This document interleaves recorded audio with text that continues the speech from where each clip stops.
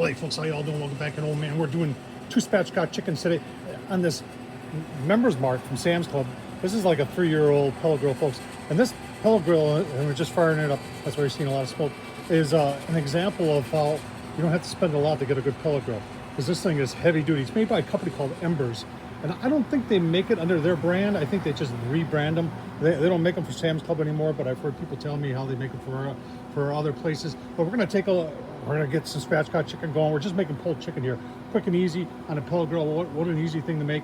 And then we'll give you a quick look. So a couple people have asked for a tour of the Southern Command of the Land of Grills, and we'll do that also. But let's go take a look at the birds, and get them on the members mark, and give you a look-see at the Southern Command, the Land of Grills. All right, folks, a couple of people have asked me to see the Southern Command Land of Grills, and there isn't that many here. We've got, obviously, a Smoky Joe with the Weber table on it. We've got some holders for pellets, and here's our members mark. Got this a couple years ago from Sam's Club. They don't sell this anymore, but I got it for 200 bucks. This is actually by a company called Embers, and I believe they still make these, but rebrand them for other companies like Northern Tool. A couple of people have told me they've seen these at Northern Tool, but this thing is very well built, and we did update it with a Smoke Daddy Inc. PID. You've seen the modified pit barrel cooker, the Blackstone. There's the Weber with the longer legs, and we've got the Only Fire pizza / rotisserie on it.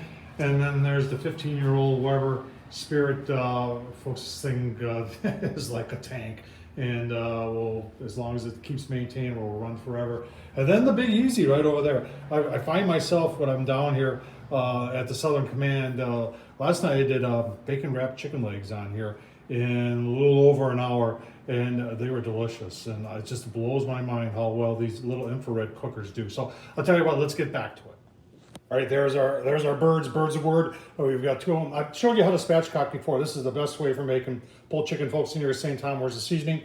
I don't season when we're cooking them. I season them as I'm pulling them. That way the seasoning actually gets on the meat, folks. This is super simple to do. Take it up to about 165.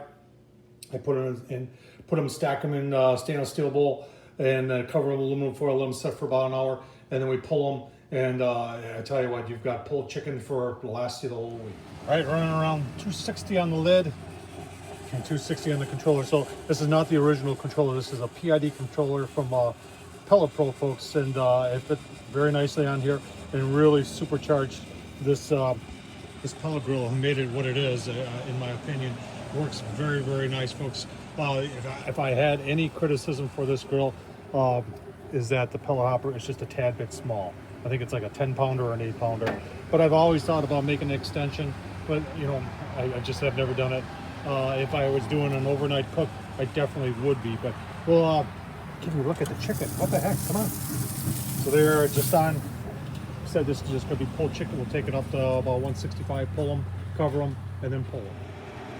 Right around 260 there on the lid, and around 260 on the PID controller. Smoke Daddy doing a great job. There's so many things about this cheaper pellet grill. And look at the handle on that.